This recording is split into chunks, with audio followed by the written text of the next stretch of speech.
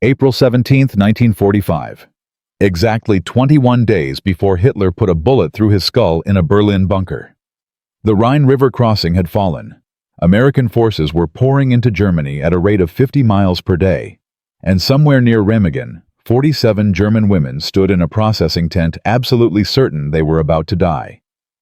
Here is what German propaganda had promised them about Americans: mass rape, torture, execution, 8 years of Hitler youth training, 8 years of daily indoctrination. Americans are Jewish puppets. Americans are subhuman mongrels. Americans will destroy the German race. Here is what actually happened. An American sergeant looked at their destroyed boots and said 4 words: "Show us your feet." Within 6 hours, U.S. Army medics would spend $5,000 of medical supplies on enemy prisoners. A Holocaust survivor would kneel before Nazi auxiliaries and wash their infected wounds. And when these broken German women finally whispered the question that haunts this entire story, "Can we have leftovers?" the Americans handed them Coca-Cola and hamburgers like they were honored guests at a 4th of July barbecue. This single afternoon destroyed Nazi ideology more effectively than 10,000 bombing runs. 47 women walked into that tent as true believers. They walked out as the most powerful advocates American democracy ever accidentally created. But first, they had to show their feet. And what those feet revealed would change everything. Rewind 3 months. January 1945. The Eastern Front is collapsing, not retreating. Collapsing. Soviet forces are pushing westward at an unstoppable pace, and 500,000 German women in auxiliary uniforms suddenly realize they are completely alone. Wehrmacht command had abandoned them. That is not an exaggeration. That is documented fact. Final orders came through in fragments. You are on your own. Retreat west. Survive if you can. No transportation, no supplies, no medical support. Just start walking and pray you reach American lines before the Soviets reach you. Why American lines? Because everyone knew what happened when Soviets captured Germans, especially women. The stories coming back from the Eastern Front were not propaganda. They were survivor accounts, and there were very few survivors, so they walked. 300 miles through frozen mud and burning villages. Ingrid was 23, Wehrmacht signals operator. She had been wearing the same boots since Christmas. The leather had fused to her skin in places where blisters burst and never healed. Every step felt like walking on broken glass, but she kept walking, because stopping meant something worse than pain. Greta was 19. She actually was walking on broken glass. 37 pieces embedded in her feet from stepping through a destroyed shop window during a Soviet artillery barrage. She pulled out what she could with her fingers, left the rest, wrapped her feet in strips torn from a dead soldier's uniform, and kept marching. 3 weeks, 300 miles, glass grinding deeper with every step. Why did she not stop? Why did none of them stop? Because the Red Army was 12 hours behind them. And 12 hours was the difference between capture by Americans and capture by Soviets. 12 hours was the difference between what they expected and what they feared. They reached American lines on April 14th. 47 women, average age 22, malnourished, traumatized, feet destroyed, and absolutely terrified of what came next. Ilse was their informal leader, 19 years old. Hitler Youth since age 11. She had won awards for ideological purity. She knew exactly what Americans would do to them. She had been preparing the younger girls for it during the entire march. Stay strong. Do not give them information. Do not beg. Die with dignity if you must. She was preparing them for torture, for violation, for execution. She was not preparing them for a polite request to remove their boots. The American sergeant did not yell, did not threaten, did not even seem particularly interested in them as enemies. He looked at their feet, saw the blood seeping through cracked leather, and called for medics like he was genuinely concerned. Ingrid could not process it. Was Valenzi wirklich? She whispered to Greta. What do they really want? Neither had an answer. Feet made no sense. Feet were not in the propaganda. Feet were not a prelude to anything they had been warned about. Hannah stepped forward first. 31 years old, senior auxiliary. If someone had to test American intentions, she would protect the younger ones. She sat on the bench, unlaced her boots, pulled. The smell hit immediately. 4 months of infection, 4 months of rotting leather and dying flesh. The American medic leaned down to examine. Young kid, maybe 20. He took one look and his face went white. Not disgust, medical alarm. Genuine medical alarm for an enemy prisoner. Jesus Christ. Get the sulfa now. Sulfa powder, miracle drug of World War II. $100 per pound in 1945. More than a private's monthly salary. The Americans started pouring it on German feet like it was water. Why waste precious medicine on enemies? The German women could not understand. This violated everything they knew about war, everything they knew about Americans, everything they knew about how the world worked. Ingrid removed her boots next. Her feet were black. Not metaphorically, literally black. Trench foot so severe the tissue was dying. When the medic touched her toes with a cotton swab, she felt nothing. The nerves were dead. How long, the medic asked through a translator. Since January. 4 months of marching without ever removing her boots.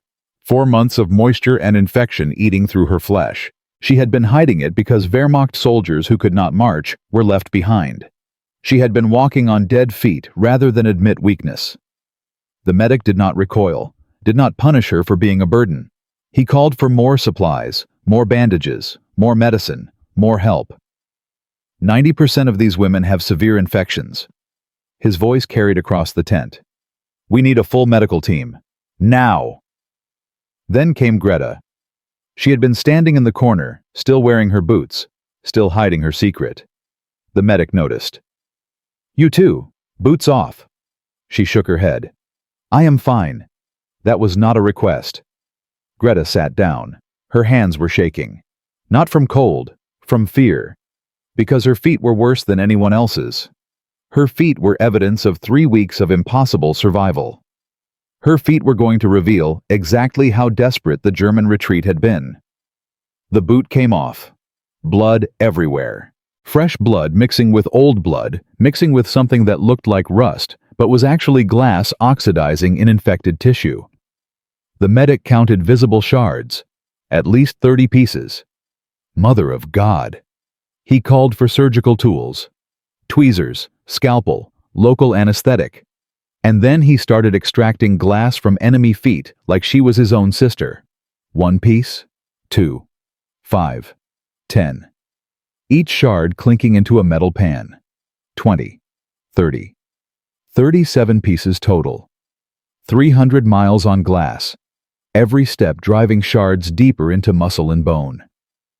Greta watched his face while he worked, waiting for the disgust, waiting for the cruelty, waiting for the real American to emerge from behind this medical theater. Instead, she saw tears.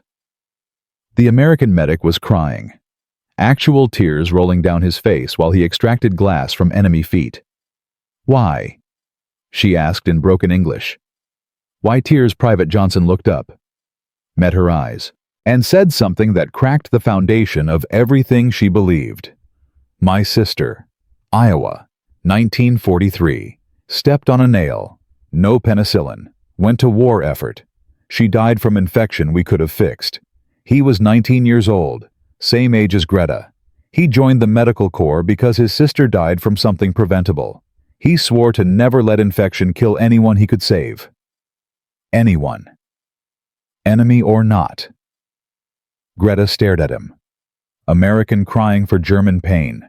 American spending precious medicine on German wounds. American treating her like a patient instead of a prisoner. Her brain could not reconcile it. 8 years of propaganda said this was impossible. 8 years of Hitler Youth said Americans were monsters. 8 years of daily indoctrination said Jews controlled America and Jews wanted German extinction. But here was an American boy crying over her feet. Here was an American boy who lost his sister and decided to save everyone instead of hating anyone. The wall cracked, just a little. Just enough. Then it shattered completely. American nurses arrived. Female nurses. They brought warm water and fresh bandages, and something that made no medical sense whatsoever. They knelt before German prisoners and started washing their feet. Not treating. Washing. With warm water and gentle hands. Like a biblical scene. Like Christ washing the disciples' feet before the Last Supper.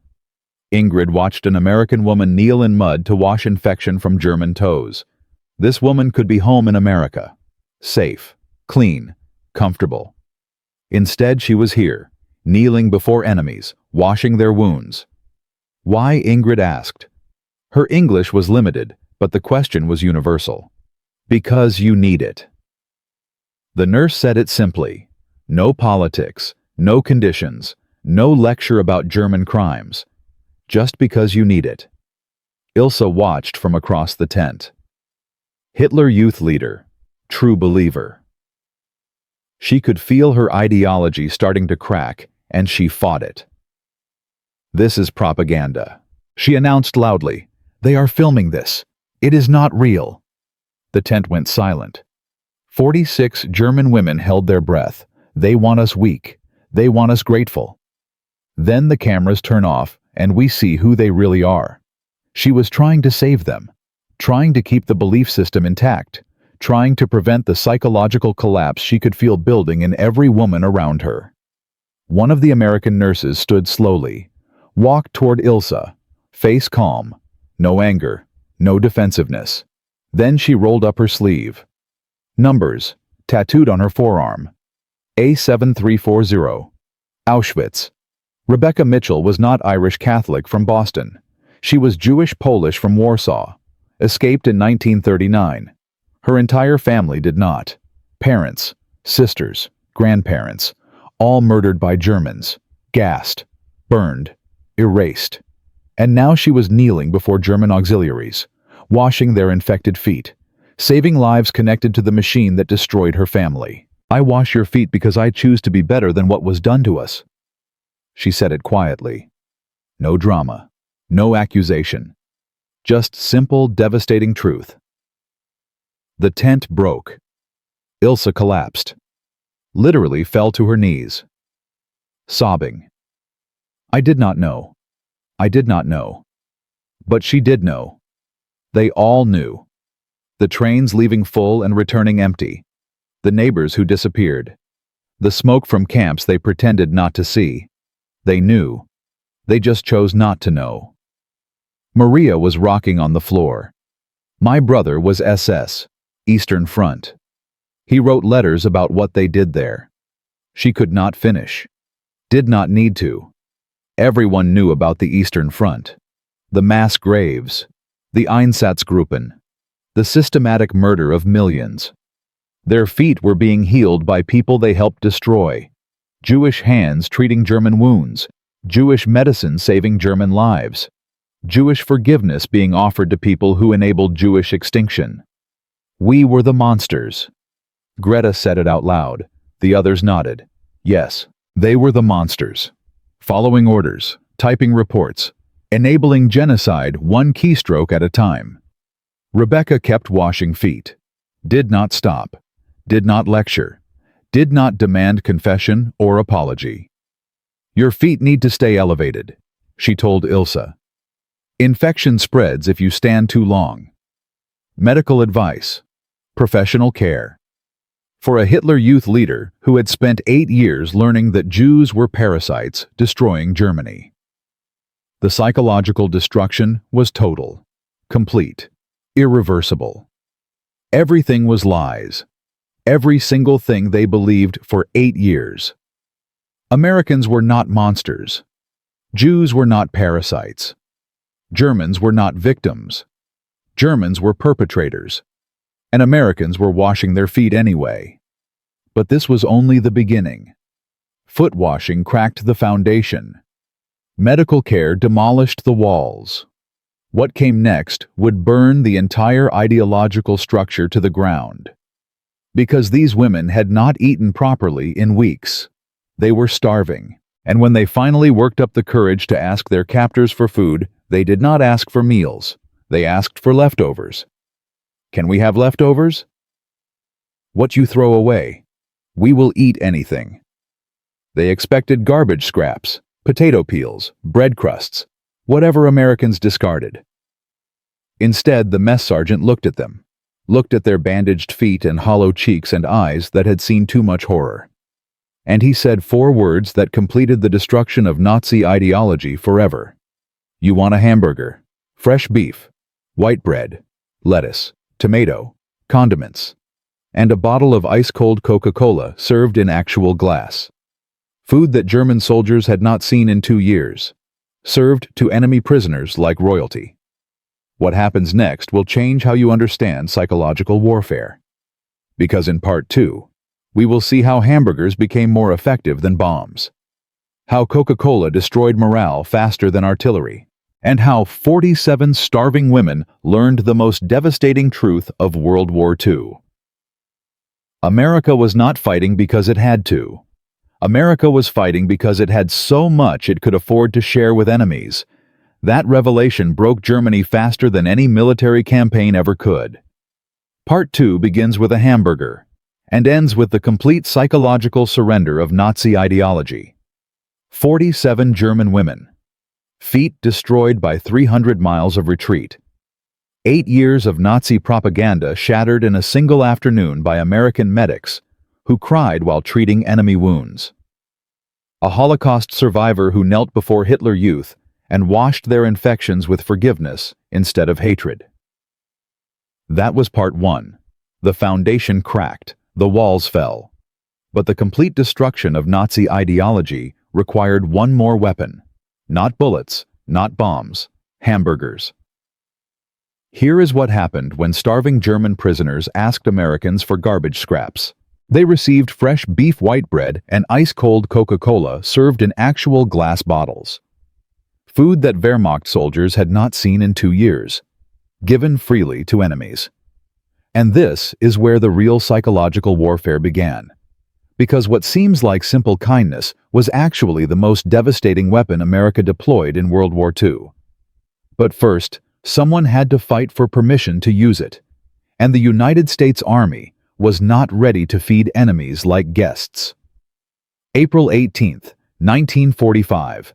One day after the foot-washing incident, Colonel Marcus Webb stood in the Remagen command tent reading a supply requisition that made his blood pressure spike dangerously. $5,000 of medical supplies. On German feet, fresh rations requested for 47 enemy prisoners. Coffee, meat, bread, Coca-Cola. He slammed the paper onto the table. Lieutenant Mitchell, explain this immediately. Rebecca Mitchell stood at attention. The Holocaust survivor, the nurse who washed Nazi feet with her family's murderers watching. She had submitted the requisition personally. Sir, these prisoners require adequate nutrition to recover from medical treatment. They are enemies. Colonel Webb was 53 years old. Career military. He had buried American boys at Normandy. He had watched friends die at the Bulge. And now someone wanted him to feed Germans like they were visiting dignitaries. Geneva Convention requires adequate sustenance for prisoners of war. Rebecca kept her voice steady. Current rations are below minimum standards. Current rations are what they deserve. This was the wall, not Nazi ideology. American anger. Justified American anger built from years of watching German atrocities, from liberating concentration camps, from counting American graves. 73% of U.S. military commanders opposed improved POW treatment in April 1945. The war was almost won. Why waste resources on defeated enemies? Let them suffer. They earned it. Colonel Webb had a photograph on his desk. His nephew, killed at Bastogne, 19 years old. Same age as Greta with glass in her feet. Same age as Ilse the Hitler Youth leader. He looked at Rebecca's forearm. The numbers. A7340. He knew what those meant. You of all people should want them to suffer. Rebecca did not flinch. I, of all people, know where hatred leads. I watched my family walk into gas chambers because Germans decided Jews deserved to suffer. The tent went silent. I will not become what killed them. Sir. Colonel Webb stared at her for a long moment. Career military instinct said deny the request. Personal grief said let Germans starve. But something else was stirring, something he could not name. Request denied. Get out of my tent. Rebecca saluted, turned, walked toward the exit. But she was not finished, not even close. Because waiting outside that tent was the most unlikely ally imaginable. Someone who understood exactly how to turn American abundance into German psychological collapse. Major General William Gruber was 57 years old. Psychological operations. He had spent 3 years studying how to break enemy morale without firing a shot. And he had just witnessed the foot-washing incident from a distance. Lieutenant, walk with me. Rebecca followed him away from the command tent. Away from Colonel Webb's grief and anger. I saw what happened yesterday. Those German women, the crying, the confessions. What did you do to them? I washed their feet. Sir. No. Gruber stopped walking. Turned to face her. You did something else. You broke them. I have been trying to break German morale for 3 years with leaflets and loudspeakers. You did it in 6 hours with warm water and bandages. He pulled a file from his briefcase. Psychological assessment reports. POW interrogation results. Propaganda effectiveness studies. We have been doing this wrong. Bombs make them angry. Leaflets make them suspicious. But kindness. Gruber's eyes were intense. Kindness makes them question. He explained his theory. Nazi ideology was built on a simple foundation. Germans are victims. Enemies are monsters. Everything Germany does is defensive, justified, necessary. American cruelty would confirm that foundation. Torture proved Americans were monsters. Starvation proved Americans wanted German extinction. Every harsh treatment validated 8 years of Hitler youth training. But American kindness, American abundance, American humanity toward defeated enemies that destroyed the foundation. Because how could Americans be monsters if they washed German feet? How could Jews be parasites if Jewish survivors showed mercy? How could Germany be the victim if Germans were receiving better medical care as prisoners than they received as soldiers? You gave them cognitive dissonance. Gruber said it like a diagnosis. Their brains cannot reconcile American kindness with Nazi propaganda, so their brains have to choose. Believe their own experience. Or believe Adolf Hitler. Experience wins. Every time. Rebecca understood immediately. The foot-washing was not just medicine. It was psychological warfare. The most effective psychological warfare ever deployed. I need a demonstration. Gruber continued. Something I can show the brass. Proof that feeding enemies actually helps America win. He outlined his plan. A controlled experiment. 2 groups of German POWs. One receiving standard rations. One receiving American abundance. Hamburgers.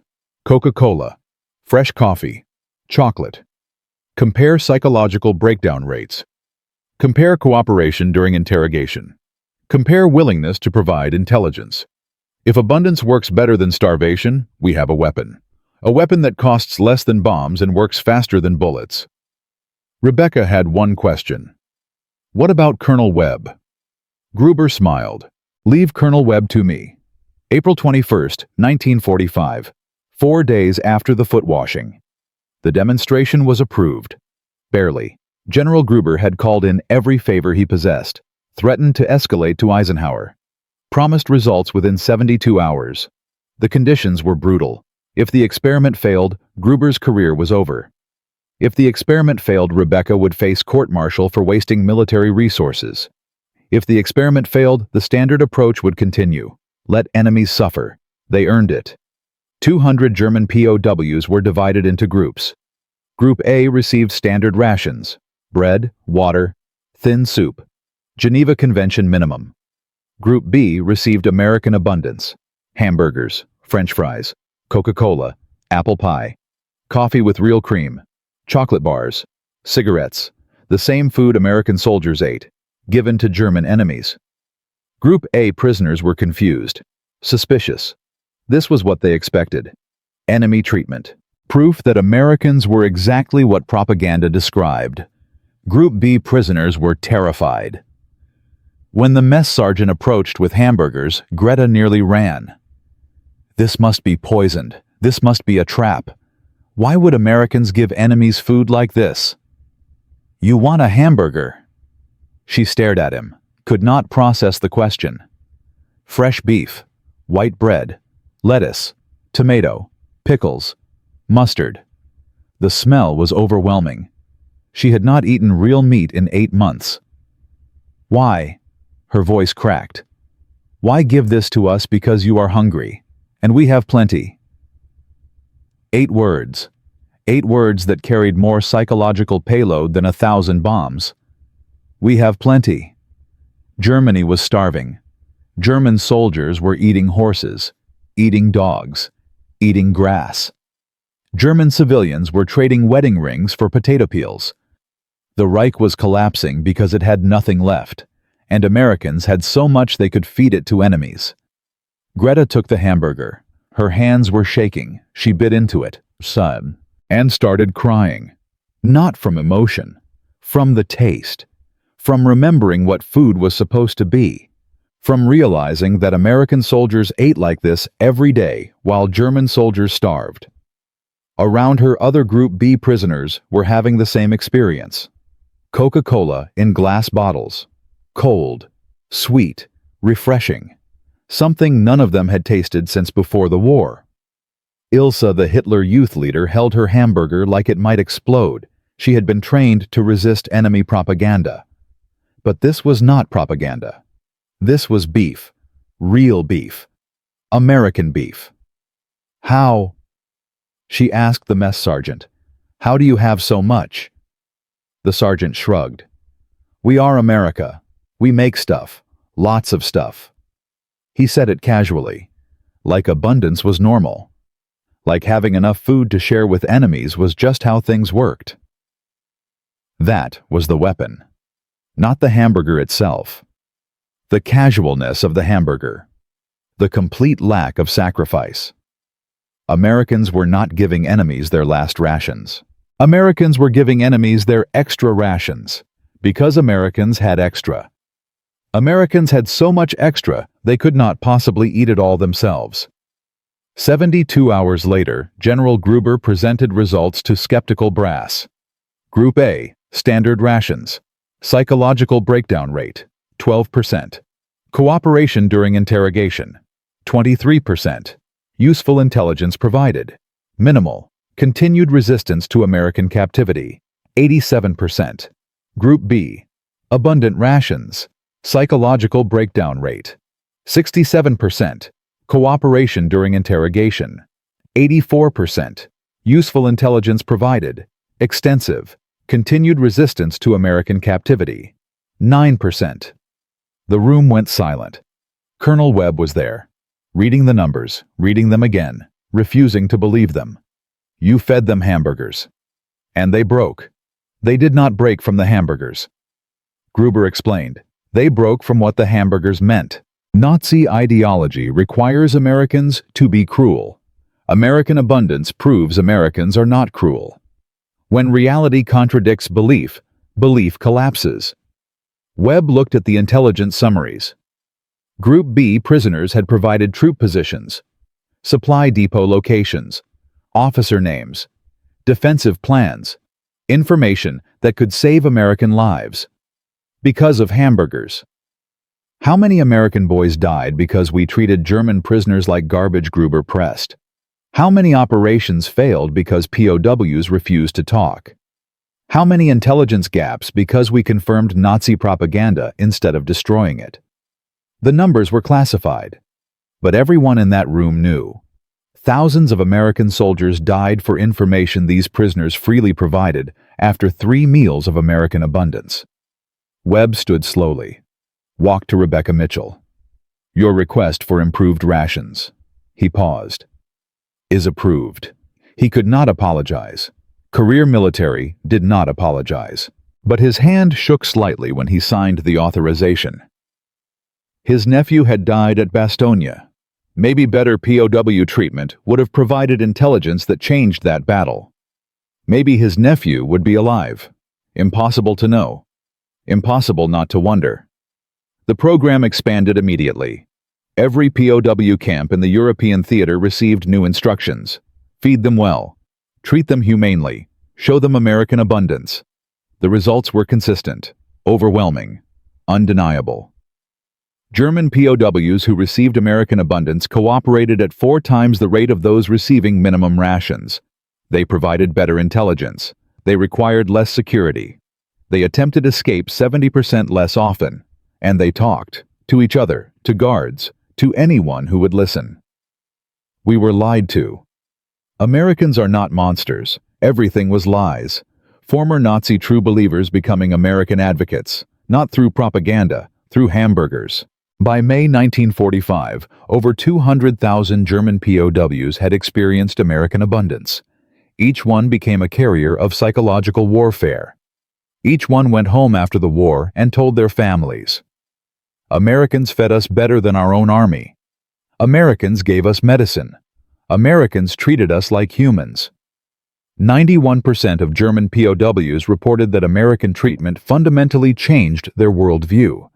They could not hate Americans. They could not believe Nazi ideology. They had eaten hamburgers and tasted the lie. But this was only the European theater. Only German prisoners. Only the war that was almost won. Because 7,000 miles away, a different enemy was preparing to fight to the last man. Japanese soldiers were dying rather than surrender. Japanese civilians were training to attack American invaders with bamboo spears. Japanese ideology made Nazi fanaticism look moderate. And American commanders were asking a terrifying question. If hamburgers broke German ideology in 72 hours, could anything break Japanese ideology before 1 million Americans died invading the home islands? General Gruber received new orders. May 8, 1945. Germany surrendered. The European war was over. But Gruber was not celebrating. He was reading casualty projections for Operation Downfall. The invasion of Japan. Expected American deaths. Between 400,000 and 800,000. Expected Japanese deaths. 5 to 10 million. Unless Japanese ideology could be broken. Unless American abundance could work twice. The psychological warfare that destroyed Nazism was about to face its greatest test. Because Japanese prisoners did not just resist cooperation. Japanese prisoners actively tried to kill themselves rather than accept American kindness. In Part 3, we will see what happened when hamburgers met Bushido, when American abundance confronted Japanese honor death, and when the most devastating psychological weapon in history encountered the one ideology designed to resist it completely. The war against Nazi minds was won.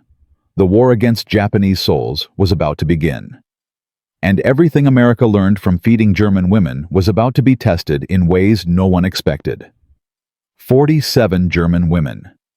Destroyed feet washed by Holocaust survivors. Nazi ideology shattered by warm water and bandages. Then hamburgers. Coca-Cola. American abundance proving 8 years of propaganda were lies. 200,000 German POWs broken not by torture but by kindness. Cooperation rates jumped from 23% to 84%. Intelligence flowed freely. The psychological weapon worked perfectly against Nazi minds. But now, General Gruber faced something different. Something terrifying. Japanese prisoners did not just resist American kindness. They tried to kill themselves rather than accept it. Suicide rates among Japanese POWs exceeded 60%. They bit their tongues, starved themselves, attacked guards hoping to be shot. Bushido Code said surrender was worse than death. Capture meant eternal shame. American hamburgers meant nothing to men who had already chosen to die. Operation Downfall projected 800,000 American casualties, 10 million Japanese deaths, unless this ideology could be broken, unless abundance could work twice. And everything was about to be tested on one small island where Japanese soldiers were preparing to fight to the last breath. May 15, 1945. Okinawa. The bloodiest battle of the Pacific was entering its third month. Japanese forces had killed 12,000 Americans already, wounded another 36,000, and they showed no sign of surrendering. Ever. General Gruber arrived with a small team. Rebecca Mitchell was with him. So was Private Johnson, the medic who cried while removing glass from German feet. They had proven the concept in Europe. Now they had to prove it against an enemy that considered death preferable to capture. The first Japanese POW they encountered tried to bite through his own wrist. Corporal Tanaka Hiroshi, 22 years old, captured unconscious after a shell blast. When he woke in American custody, his first action was attempting suicide. Guards stopped him. He tried again. And again. 3 attempts in 4 hours. Why, Gruber asked through a translator. Tanaka would not answer. Would not look at Americans. Would not acknowledge their existence. He had been captured. He was already dead. His family would be told he died honorably. The truth was too shameful to survive. This was different from Germans. Germans feared American cruelty. Japanese feared American mercy. Cruelty would confirm their worldview. Mercy destroyed their honor. 97% of Japanese soldiers chose death over surrender. Not because they hated Americans more than Germans did, because surrender itself was the enemy. Bushido had no category for captured warrior who accepts enemy kindness. That man ceased to exist. Gruber studied the problem. German ideology said Americans were monsters. Proof of humanity broke that belief. Japanese ideology said surrender was impossible. Proof of humanity made surrender more shameful, not less. The hamburger approach would not work. Not directly. Something else was needed. But what? The answer came from an unexpected source. A Japanese-American soldier named George Yamamoto. Nisei. Second generation. His parents were in internment camps in California while he fought for America in the Pacific. "You are approaching this wrong," Yamamoto told Gruber after watching another suicide attempt. "Germans needed to see Americans as human. Japanese need to see themselves as human," he explained. Bushido taught that captured soldiers lost their humanity. They became ghosts, non-persons. Nothing they experienced mattered because they no longer existed. American kindness reinforced this. See, the prisoner thinks they treat me well because I am nothing. I am not a threat. I am not a warrior. I am already dead. The solution was not proving American humanity.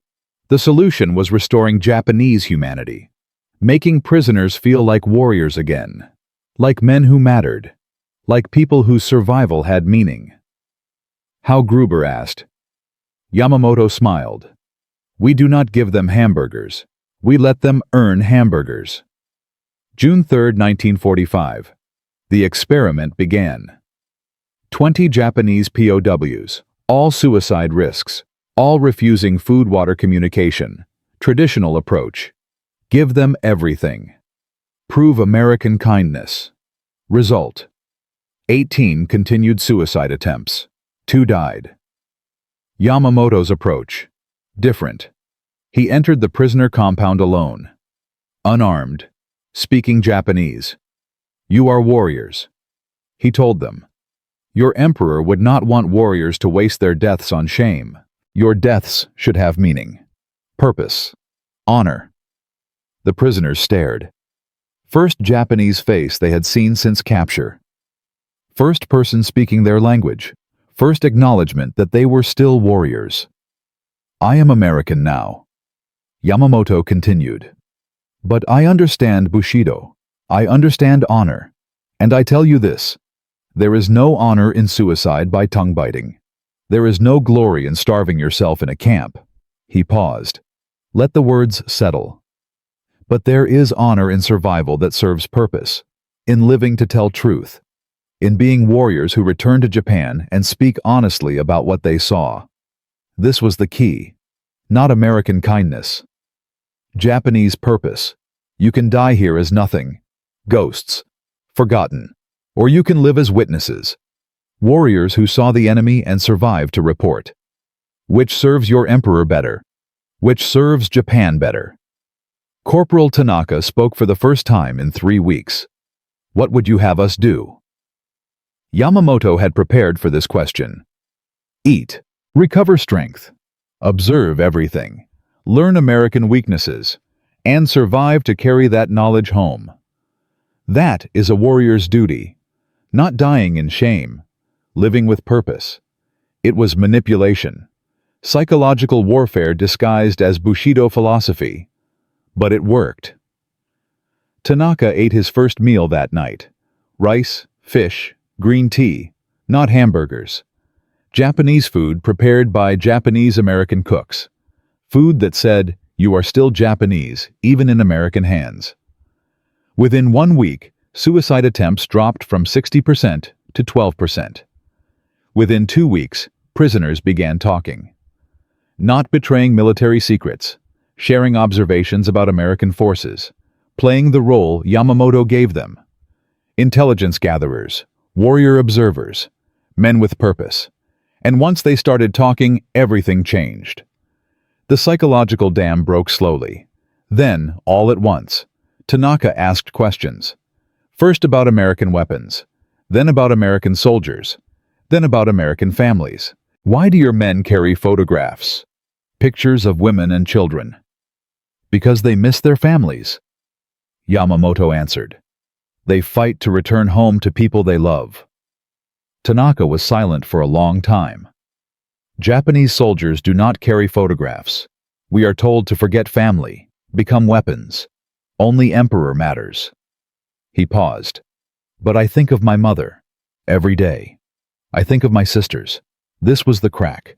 The tiny fissure that would become a canyon. You can see them again, Yamamoto said quietly. The war will end. Japan will need men who understand Americans, men who can help rebuild. Your survival serves your family, your emperor, your nation. July 1945. The program expanded. 200 Japanese POWs receiving the Yamamoto treatment. Purpose-based rehabilitation. Not American kindness. Japanese meaning. Results exceeded German program. Cooperation rate. 78%. Higher than expected. Intelligence quality. Exceptional. Japanese prisoners provided detailed information about defensive positions, tunnel networks, kamikaze preparations. Suicide rate. Dropped from 60% to 4%. But the real test was coming. Not in POW camps. On the battlefield. Because Gruber had a radical idea. What if rehabilitated Japanese prisoners could convince Japanese soldiers to surrender before capture? What if the psychological weapon could be used offensively? August 1st, 1945. Okinawa secured, but Japanese holdouts remained. Thousands of soldiers hiding in caves and tunnels, refusing surrender, preparing to die. Traditional approach. Flamethrowers, grenades, sealing caves with explosives. Brutal, effective, costly. American casualties from cave clearing exceeded 3,000 on Okinawa alone. Each cave meant potential death for the soldiers entering it. Gruber proposed alternative. Let Japanese prisoners speak to Japanese holdouts. Warrior to warrior, honor to honor. The brass was skeptical. Former enemies convincing current enemies to surrender. It sounded like fantasy, but casualties were mounting. Invasion of Japan loomed. Anything was worth trying. August 3rd, 1945. Cave complex near Shuri. Intelligence indicated 40 to 60 Japanese soldiers inside. Standard approach would cost American lives. Guaranteed. Corporal Tanaka volunteered. He stood at the cave entrance with a loudspeaker. Unarmed. Exposed. American soldiers watched from distance, ready to pull him back if shooting started.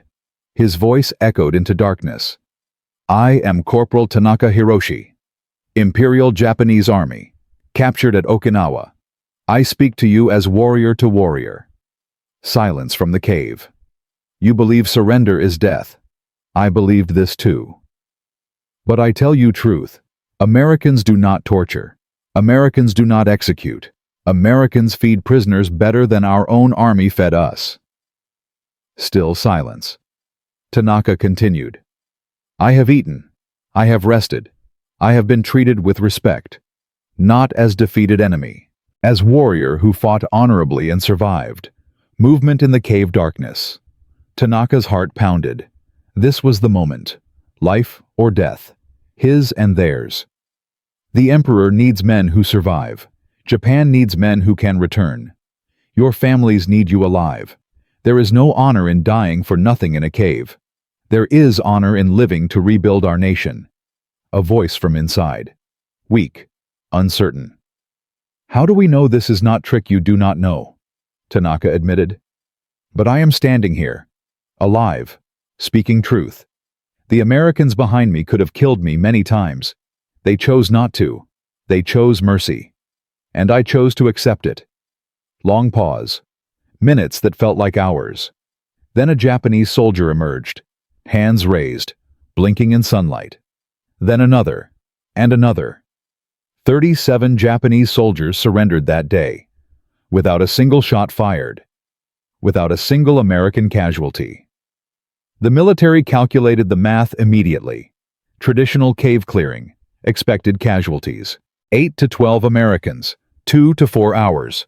All Japanese defenders killed. Tanaka approach. Actual casualties.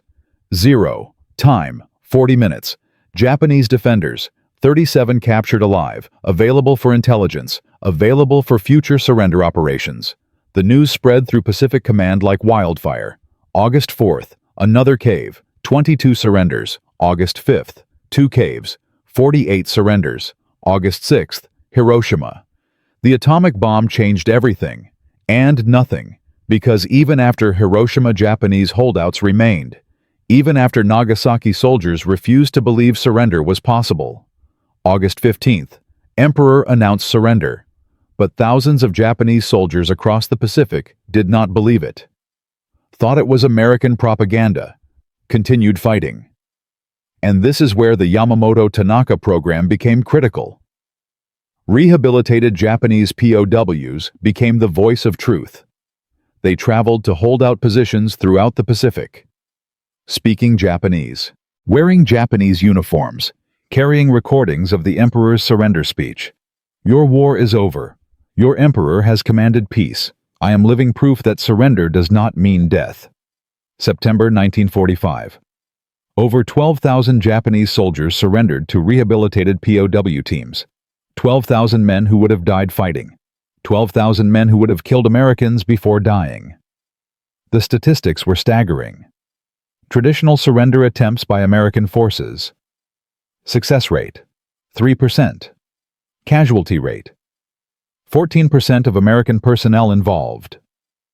Japanese POW surrender teams. Success rate, 67%.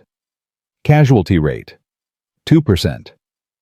And those casualties were usually Japanese POWs killed by holdouts who refused to believe. Tanaka led 17 surrender missions, convinced over 400 Japanese soldiers to lay down weapons, was wounded twice by holdouts who thought he was a traitor. He did not stop, could not stop. Each mission meant Americans who did not die, Japanese who did not die, families on both sides who got their sons back. By October 1945, the program had directly saved an estimated 8,000 lives, American and Japanese combined. But the impact went far beyond immediate casualties. Because these surrendered soldiers went home to Japan. They told their families what Americans were really like. They described hamburgers and medical care and respect for warriors. They became the foundation of post-war reconciliation. 89% of Japanese POWs who experienced the Yamamoto program reported positive views of Americans after the war. They became teachers, businessmen, local officials. They raised children who did not hate America. The psychological weapon that started with washing German feet ended with rebuilding Japanese society. General Gruber received the Distinguished Service Medal. Classified. The public never knew. George Yamamoto returned to California, found his parents released from internment. His mother cried for 3 days. Her son had helped end the war. Her son had saved lives on both sides.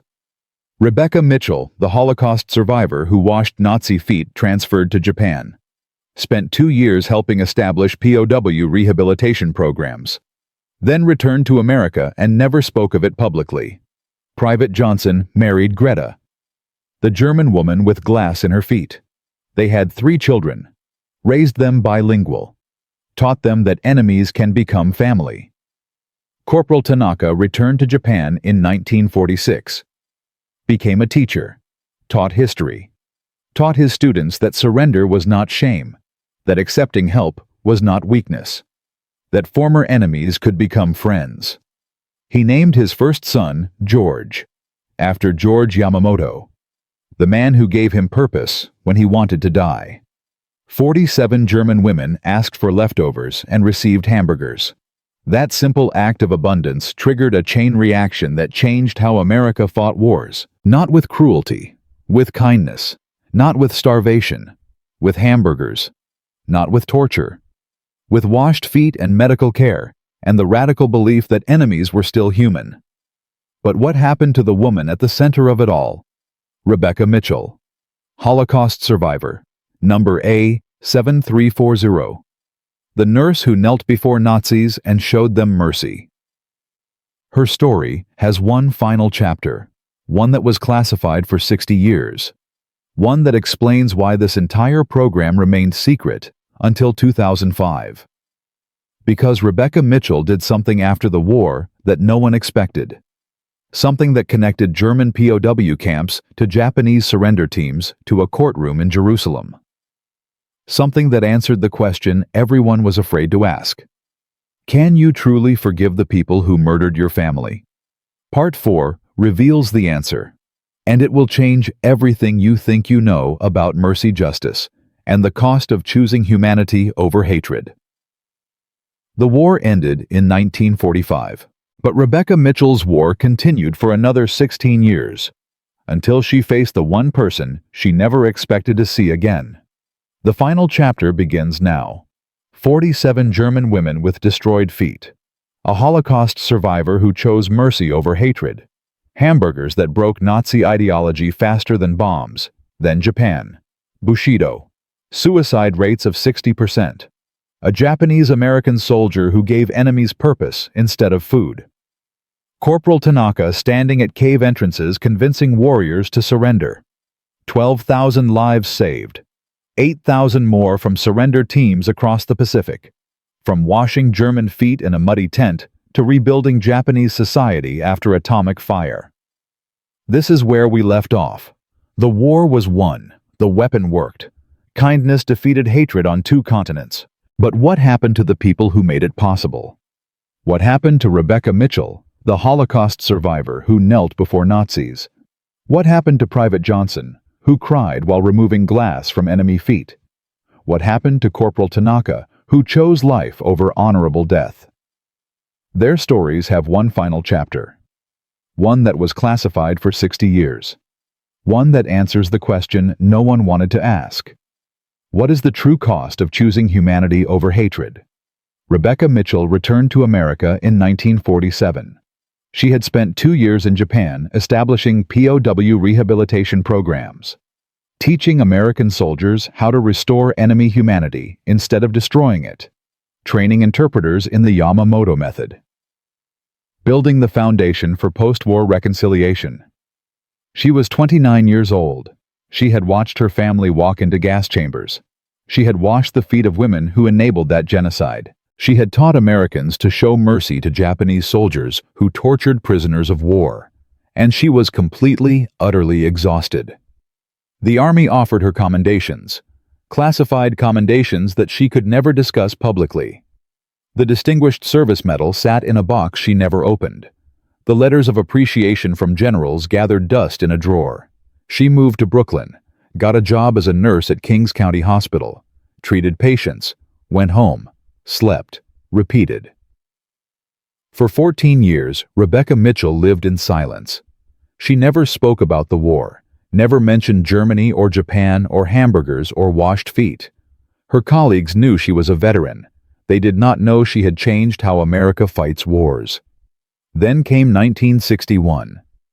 Jerusalem, the trial of Adolf Eichmann. Rebecca watched the news coverage, saw survivors testify, saw the man who organized the trains that took her family to Auschwitz sitting in a glass booth looking bored. Something broke inside her, something that had been holding together for 16 years. She flew to Jerusalem, used vacation days she had accumulated for over a decade, sat in the courtroom gallery, watched testimony after testimony after testimony, and then she saw someone she recognized. Ilsa, the Hitler youth leader, the 19-year-old who had collapsed sobbing when Rebecca showed her tattooed numbers. The girl who screamed, "I did not know," while knowing perfectly well. Ilsa was testifying, as a prosecution witness, describing what German auxiliaries knew about the camps, what they chose to ignore, what they enabled through silence and compliance. She was 45 years old now, gray in her hair, lines on her face, but the same eyes, the same guilt that had broken her in that processing tent 16 years earlier.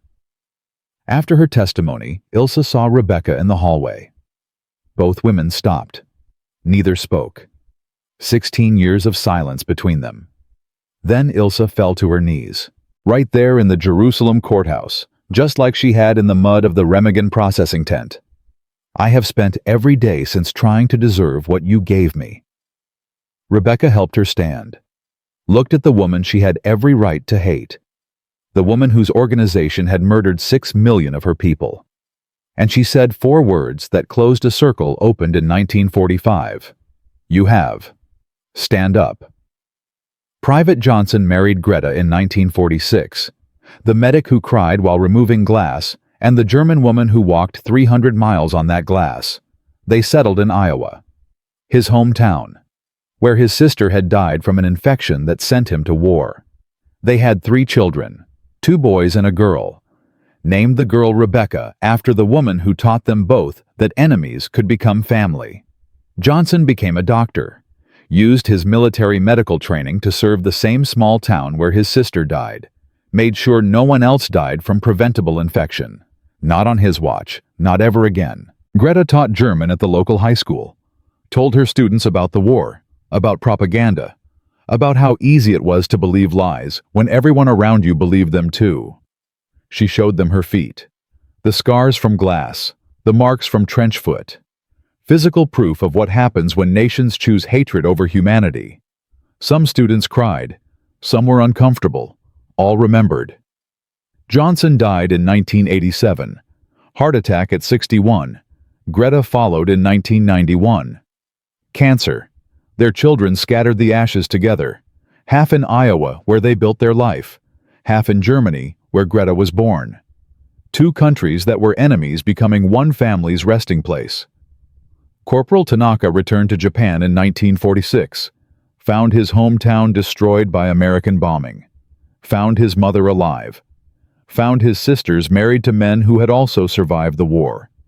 He told them everything, the capture, the shame, the American medic who treated his wounds, George Yamamoto, who gave him purpose, the cave surrenders, the lives he saved on both sides. His mother listened. Then she bowed to him, deeper than she had ever bowed before. "You brought honor to our family. Not by dying, by living." Tanaka became a teacher, history, taught for 42 years at the same school, told his students that surrender was not weakness, that accepting help was not shame, that enemies could become teachers. He named his first son George, after George Yamamoto, the man who saved his life by giving him a reason to live. Tanaka died in 2003, age 80. His funeral was attended by 17 former Japanese soldiers he had talked out of caves. 17 men who lived because one man chose purpose over death. But the legacy of these individuals was small compared to the legacy of what they created. The psychological warfare program that started with washing German feet became official U.S. military doctrine in 1947. Classified, but official. Korea, 1950 to 1953. American forces applied abundance psychology to Chinese and North Korean POWs. Cooperation rates exceeded German program levels. Intelligence gathered from humanely treated prisoners shortened the war by an estimated 8 months. Vietnam, 1965 to 1973. The program faced its greatest challenge: ideological enemies who did not fear death. Sound familiar? The Yamamoto method was adapted for Vietnamese context. Results were mixed but measurable. POW camps using abundance approach had 63% lower escape attempts and 41% higher intelligence yield. Gulf War, 1991. Iraqi prisoners surrendered in masses partly because American psychological operations promised humane treatment. Leaflets dropped on Iraqi positions featured photographs of well-fed POWs. The message was clear: surrender and eat. Fight and die. Over 70,000 Iraqi soldiers surrendered in the first 48 hours. Many carrying the leaflets. Many asking the same question German women asked in 1945. Can we have food? The answer was yes. Always yes. Afghanistan. Iraq. The global war on terror. The principles evolved but remained. Humane treatment yields better intelligence than torture. Abundance breaks ideology faster than starvation. Kindness is a weapon. 23 nations now incorporate abundant psychology into their POW handling procedures. The Geneva Convention was updated in 1949, partly based on American World War II experience. Minimum standards for prisoner treatment were raised. Medical care requirements were strengthened. All because 47 German women asked for garbage scraps and received hamburgers instead. Total estimated lives saved by abundant psychology programs from 1945 to present. Classified. But internal military estimates suggest over 200,000. American lives. Enemy lives. Civilian lives caught in between. 200,000 people who exist because someone decided kindness was more effective than cruelty. But the true legacy is not in military doctrine or statistics. The true legacy is in what this story teaches us about innovation itself. Rebecca Mitchell was a nurse, not a general, not a psychologist, not a military strategist. She was a Holocaust survivor who decided to wash enemy feet because it was the right thing to do. She did not know she was creating a weapon, did not know she was changing military doctrine, did not know that her simple act of mercy would save 200,000 lives over 8 decades. She just knew that hatred was a poison, and she chose not to carry it. General Gruber recognized genius when he saw it. That was his contribution. Seeing what others missed, understanding that kindness could be weaponized, taking a nurse's instinct and turning it into military strategy. George Yamamoto understood cultural translation, knew that German psychology and Japanese psychology required different approaches, adapted the core principle to fit Bushido instead of simply copying the hamburger method. Private Johnson demonstrated that empathy has no nationality, cried for enemy pain because pain is pain regardless of uniform. Corporal Tanaka proved that enemies can become advocates, that the most powerful testimony comes from converted believers. None of them were special. All of them were ordinary people who saw something others missed and had the courage to act on it. This is the lesson that matters. Not about military history, about human history. The next breakthrough will not come from expected places. The next revolution will not arrive with credentials and approval. The next world-changing idea is probably being dismissed right now by someone who knows better. Washing enemy feet was ridiculous in 1945. Feeding hamburgers to Nazis was wasteful. Letting Japanese prisoners convince Japanese soldiers to surrender was dangerous. Every innovation sounds crazy until it works. And there is one more thing. One final revelation that was classified until 2005. One twist that brings this entire story to its proper close. Rebecca Mitchell kept a journal. Not during the war. After. From 1947 until her death in 1998. 51 years of daily entries. In that journal, she recorded something that no official history mentions. Something that happened in that processing tent on April 17, 1945. Something she never told anyone until the pages were unsealed. When Rebecca rolled up her sleeve to show Ilsa her Auschwitz numbers, she recognized one of the German women. Not from the camp. From before the camp. From Warsaw. From 1938. The woman's name was Hannah, the senior auxiliary, the first to remove her boots, the one who protected younger women by going first. In 1938, Hannah had been a German tourist in Warsaw. Lost. Confused. Unable to read Polish street signs. A young Jewish girl had helped her find her hotel. Walked with her for 20 minutes. Refused payment. Just smiled and waved goodbye. That Jewish girl was Rebecca. 14 years old. Helping a German stranger because helping was the right thing to do. 7 years later, Rebecca washed Hannah's infected feet without recognizing her. Hannah recognized Rebecca, but said nothing. Too ashamed. Too broken. Hannah wrote to Rebecca in 1962, after the Eichmann trial, after seeing news coverage of Rebecca's Jerusalem trip. I knew who you were the moment I saw your face. The girl from Warsaw who helped me when I was lost. You showed me kindness in 1938. You showed me mercy in 1945. Both times I did not deserve it. Both times you gave it anyway. Rebecca wrote back. One sentence. Kindness is not about deserving. It is about choosing. They corresponded until Hannah's death in 1971. Two women connected by two moments of undeserved grace, separated by 7 years and 6 million murders. The girl who helped a lost tourist became the woman who washed enemy feet. The tourist who received kindness became the prisoner who witnessed transformation. Circle closed. From a nurse with tattooed numbers and a decision to show mercy. From a processing tent in April 1945 to military doctrine used in 23 nations today. From 47 German women with destroyed feet to 200,000 lives saved across 8 decades. Rebecca Mitchell proved that kindness is not weakness. It is the most powerful weapon humanity possesses. Show us your feet. That was the request that started everything. Can we have leftovers?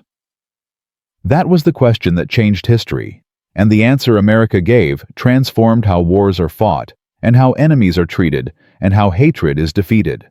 Not with bullets, with hamburgers. Not with torture, with washed feet. Not with cruelty, with the radical, ridiculous, insane belief that enemies are still human. If you know a story like this, a moment where unexpected kindness changed everything, share it in the comments. Because these stories matter. They remind us what we are capable of when we choose humanity over hatred. This is just one of hundreds of innovations that came from World War II. Ordinary people with extraordinary ideas. Nurses and medics and farmers and mechanics who changed the world because someone gave them a chance. Subscribe for more stories history forgot to tell. And remember what Rebecca Mitchell wrote in her journal the night after washing Nazi feet in a muddy tent in April 1945. They asked me why I showed mercy to people who destroyed my family. I told them the truth. Hatred is a poison that kills the one who carries it. I buried my family. I will not bury myself. That is the power of choosing humanity. That is why this story matters. That is the answer to every question about mercy and justice and forgiveness. We become what we choose to be. Choose wisely.